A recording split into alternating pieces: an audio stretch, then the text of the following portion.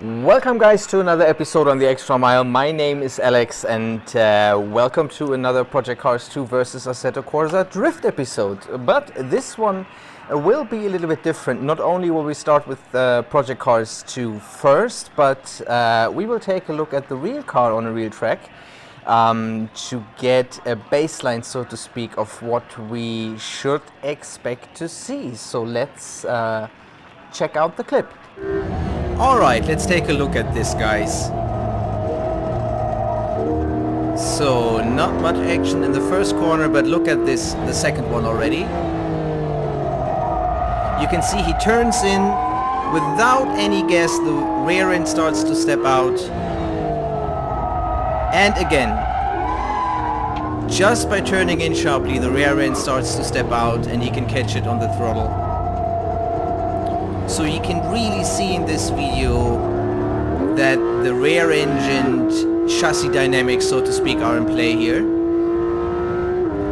Let's watch a little bit more.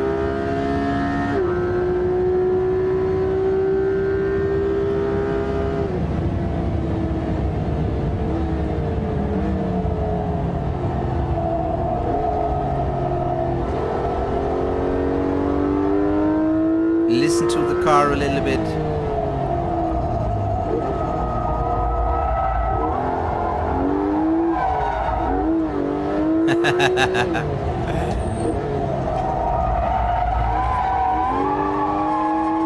And again, to initiate the drift, he did not use that much throttle, he used the steering wheel. He used the weight in the back of the car to get the drift going. Alright, so I think you can see what I mean here. You can clearly see that the driver is using the weight of the car to initiate the drift and then the throttle to hold it and to exit the corner. And that is exactly what we're looking for in Project Cars 2 and in Assetto Corsa, is that we can use the weight of the car to initiate the drift and to pull the car through the corner. So let's see how that will go. Lovely. So now that we've seen what we can expect from the real car, it should be a little bit better to judge which sim here is closer to reality. As we've seen, typical for a rear engine car, we can use the weight of the engine to pull the car through the drift on the brake and the chassis movement alone, and catch it right before it wants to grip again on the throttle and keep the drift going. So that's what we're looking for. Yeah, let's do this. Let's start her up. We also get a pretty good idea of what the car should sound like. Okay, this is pretty neat. Alright, let's do this.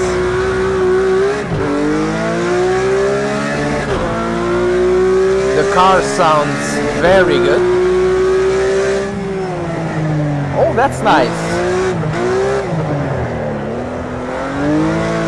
That's very nice. Let's try that again.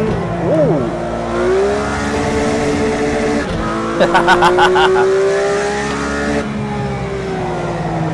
Yep, we can feel the engine pulling the car through the corner. This is very good.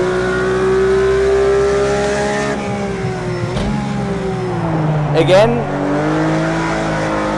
Oh yes, this is very good indeed. This might be one that Project Cars 2 is winning. You can definitely feel the weight in the back here.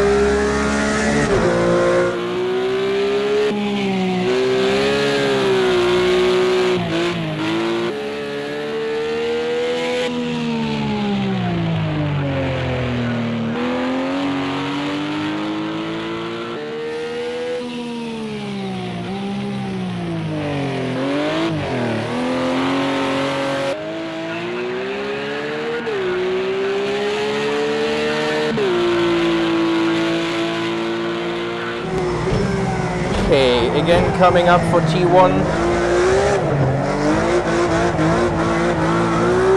This is excellent, actually. Wow, I'm a little bit surprised that I've driven the GT3 RS before and I did not remember to feel that good. Let's try this again. Rear comes out during braking.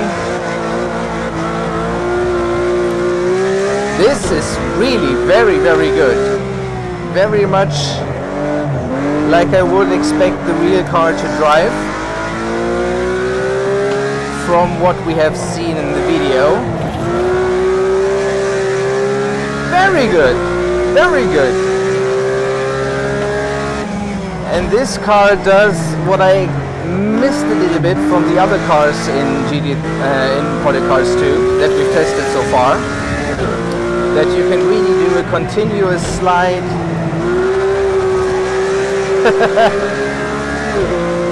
This is really excellent. Alright, let's go for the big one again.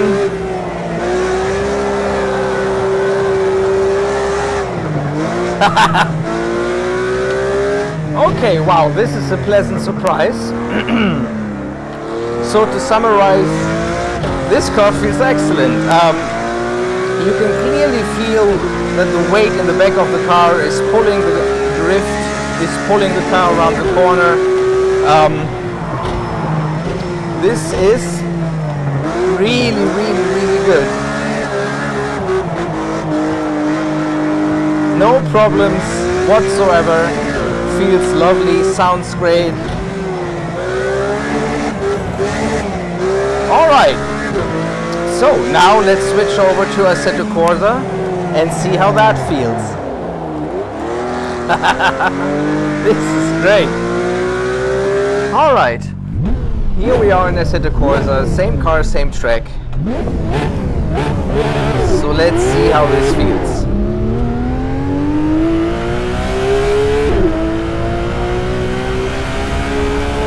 Also sounds very good. Yes, we can immediately feel the weight of the engine in the back.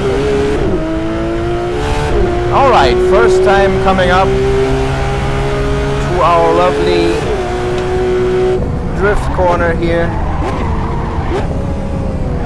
Yup, weight is pulling the car around. Lovely. Let's try this again. Not quite. Interesting. Actually, you could feel the weight a little bit more. I was about to say better, but I'm not quite sure if that's correct. You could feel it a little bit more in Porsche Cars 2, that the weight kind of pulls the car into a drift.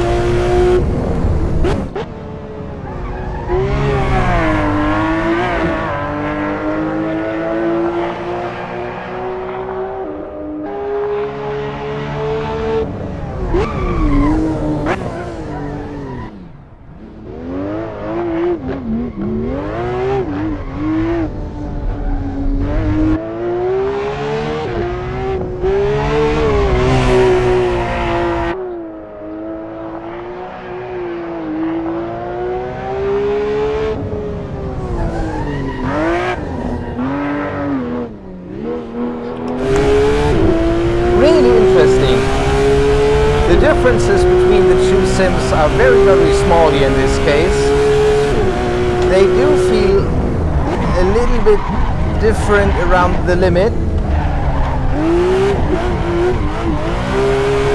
but it's hard to pinpoint what is actually different. I think you could play with the weight a little bit more in Porsche Cars 2 in this case actually, so that it pulls you through the corner.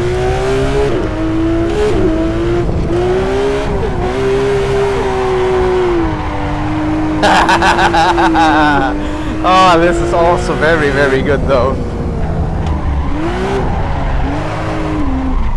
Come on.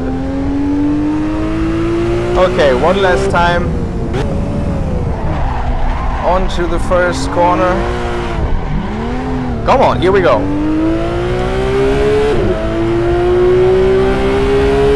sound is also very good here in Assetto Corsa in this car. Kind of preferred the one in Project Cars 2.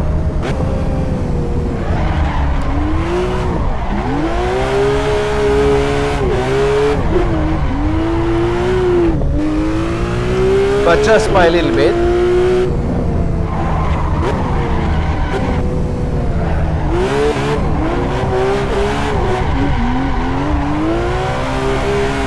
Yeah, this is also very good.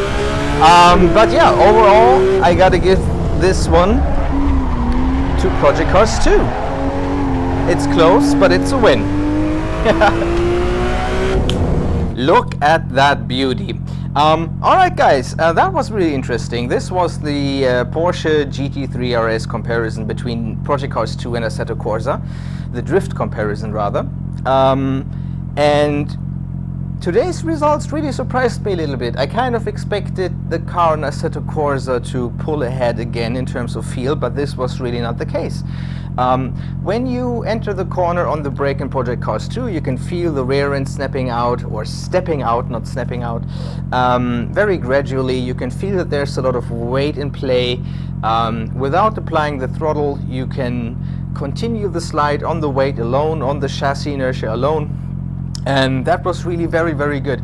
The same thing was possible here in Assetto Corsa, but overall it did not feel quite as good as in Project Cars 2. Now, it's really hard to say which one is actually closer to the real thing.